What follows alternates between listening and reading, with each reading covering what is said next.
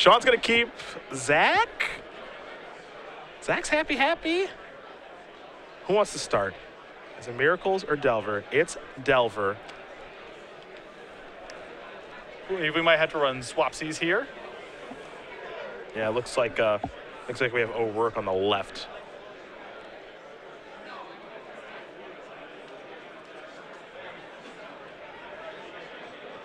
See, now I like Zach Raph even more because he's got the hat on. Sure. Now I'm just not even neutral positive. Now it's just positive. You're bigger on the hat than the Transformer shirt? I think hats are sweet. Okay. So, yeah.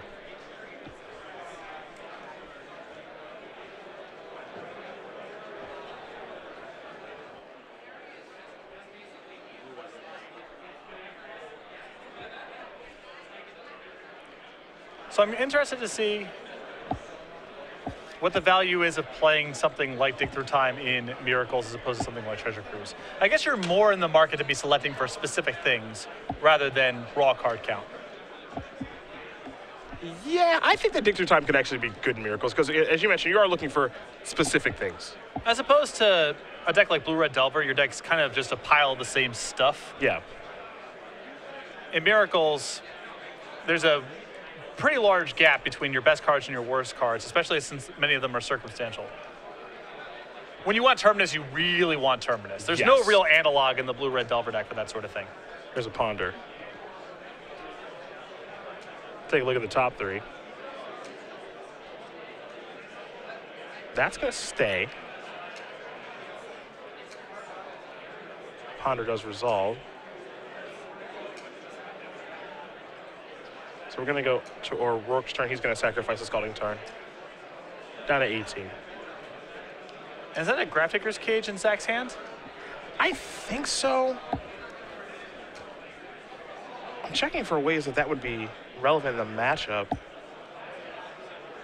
Of course, the obvious interaction is Snapcaster Mage, but that's not showing up here in the deck list. There's 4 Delvers, 4 Young Pyromancers, and 4 Monastery Swift Bears, things that we're used to from this deck. So I'd be a little bit surprised if Cage is in after board. Yep. Another small addition I like to Sean's deck is the full 3 copies of Fort Bolt, because I think the Elves matchup is a challenge for Blue Red Delver. A lot of the times these lists are on 1 copy of Chain Lightning, 2 Fort Bolts. I like going up to 3 Fort Bolts. This is a huge defense of the Young Pyromancer. Force of Willing, a Source of Plowshares targeting it. Red Blast is going to take care of the Force of Will. Now here's a Ponder. Now it's sort of a freebie for Sean to fight because he wants to generate tokens anyway. And Young Pyromancer is so valuable if it goes unchecked that I like picking a fight there. Going to keep with the Ponder again.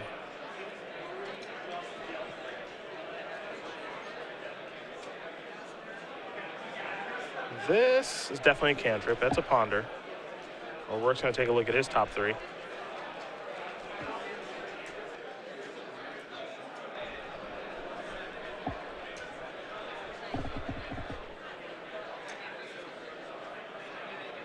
Ponder will resolve. The Young Pyromancer will actually be moved to exile from the Source of Plowshares. Definitely matters in a matchup that involves Treasure Cruise. Yeah, absolutely. Absolutely.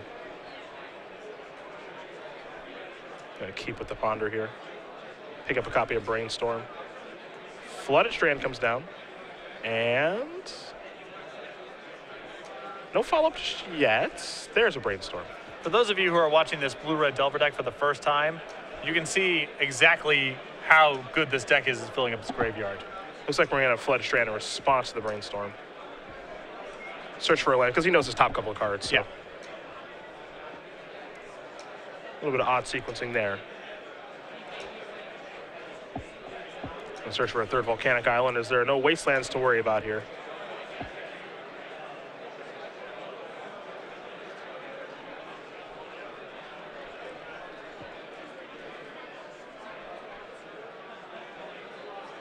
So hit 1, 2, and 3 here for O'Rourke. So Forked Bolt, a Delver of Secrets, and now a Force of Will. This is typically a spot where I would be saying the Blue-Red Delver player is in trouble.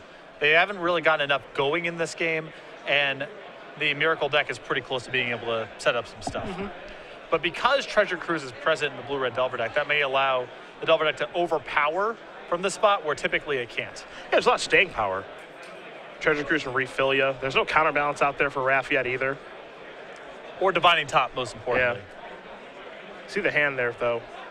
It's Arid Mesa. There's a source of plowshares to get that off the table. There's also a Red Blast. And there's another aggressive use of Force of Will, moving a Ponder. Here's a Brainstorm, I believe, in response. So we'll take a look at 3 cards here, an Island among them. 2 cards will have to go back, of course. It's a little risky for Zach to Brainstorm in response here. I probably would have just Pyroblasted straight away, because if this Pyroblast now gets dazed, that's bad news. It's some trouble.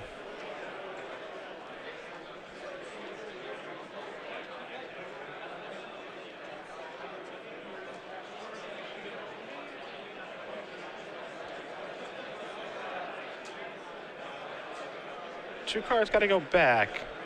Raph trying to figure out what they're going to be. Again, we're on Zach's main phase here, so all this is taking place right now. He hasn't played a land yet. Don't know if he has a fetch land to play or not to make it kind of a perfect brainstorm, really shuffle things away. It looks like he's dumping him Arid Mesa back into the top 2. There's a dig through time among the cards. He's going to play a land, so Delver is in there. All right. I suppose, yeah, Zach does not need to Red Blast in response, so I guess he can just let this happen, but... Here's an attack for 4. Fork Bolt's going upstairs. Boom. Pass the turn back. And I think we might be digging. Yep. There are plenty of cards to remove down there. 2, 3, 4, 5, 6. Yeah, digging is probably pretty easy in this deck. Yep. It does play a boatload of fetch lands too. So Raph will get to take a look at the top 7 cards, pick 2 of them, of course. I got a feeling this card's going to make its way in the Legacy Circles pretty soon here. I think so too. The problem with Dig Through Time in this deck is, you know, the cards go back on the bottom, and so many of your high power plays involve setting up the top of your deck. So Dig Through Time is not that efficient as far as that goes, but I think the selection is still worth it. So Raph will draw, play a Flooded Strand for the turn. There's the Sensei's Divine Top, most important card for the deck. Gonna spin that, it looks like right now. Take a look at the top 3 cards. Brainstorm among them. You also see, is it Static Caster? Not surprising to see Static Caster come in. Yeah. Very good against Young Pyromancer. Not a bad blocker against Monastery Swift Spear either. Swords off the top. Gonna take care of the Flip Delver.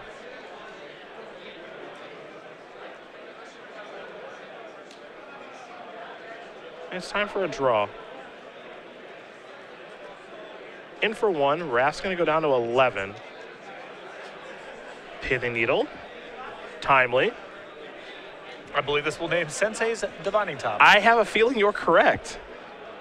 And that will warrant a sacrificing of Flood Strand so that Raph does not draw Sensei's Divining Top. So, now with Top locked out of the game, Raph has a fetch land and a Pyroblast and looking for help with the draw step.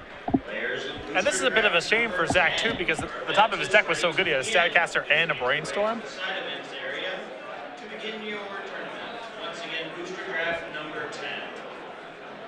But he can't afford that dead draw at this point, so he's just got to let it go.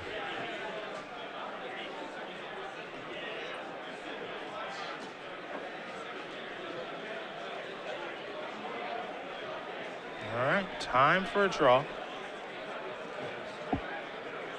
Counterbalance off the top. More dangerous than you would think.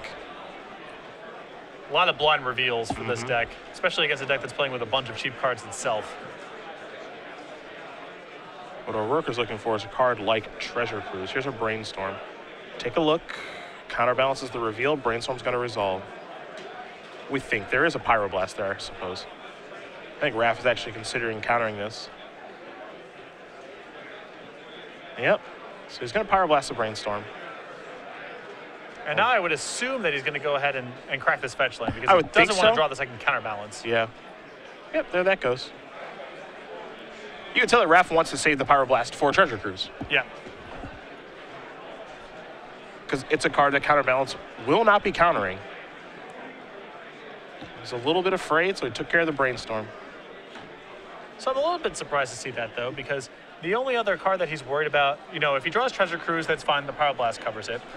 The only other card he has to be really worried about, Sean, finding in this spot, I think, is Young Pyromancer, which the counterbalance on top of the deck locks out. See what the draw is going to be. Not a miracle, just a fetch land. Pass the turn back. O'Rourke will draw a card, still chipping away with that elemental token. In for one. See what this is going to be. Forked Bolt going to go upstairs. Trigger. Scalding Tarn. That'll likely cause another sacrifice with the Flooded Strand. Let's see what this is going to be. Lightning Bolt. I like responding to this. Yeah, he's got to try. The problem is that now this puts Zach at, you know, if this resolves, he falls to 1, so it has to be an answer. But the upside of revealing a 1 here is huge. Can't just let this Bolt resolve. Time to shuffle up and hope for the best.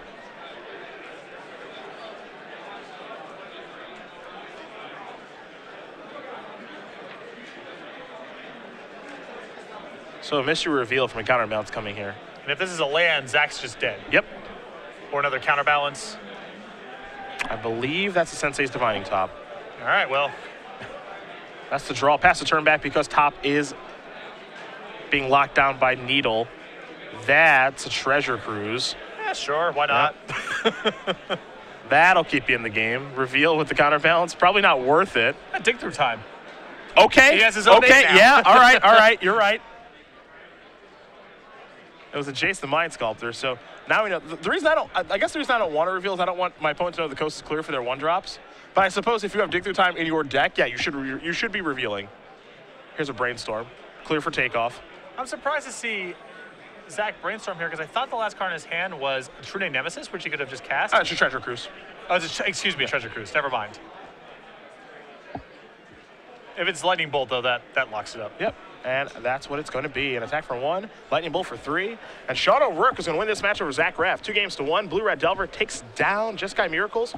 Delver moves on to 5-0. We saw a couple of these in the top 8 last weekend in Worcester. We saw it win in New Jersey, and it's on its way yet again here in Minneapolis. The deck is very good, yes. And Treasure Cruise is an entirely new dimension. You used to be able to weather the storm against decks like Blue-Red Delver by just playing a couple of removal spells on their key threads, let them spin their tires for a while, trying to cantrip and find other threats. In the meantime, you could be doing proactive things, and then at the end of the day, their threats are pretty anemic. Now with Treasure Cruise, that play pattern doesn't work anymore because they can just gas back up, force you to trade 1 for 1 again, and it's just a challenging package to overcome. It is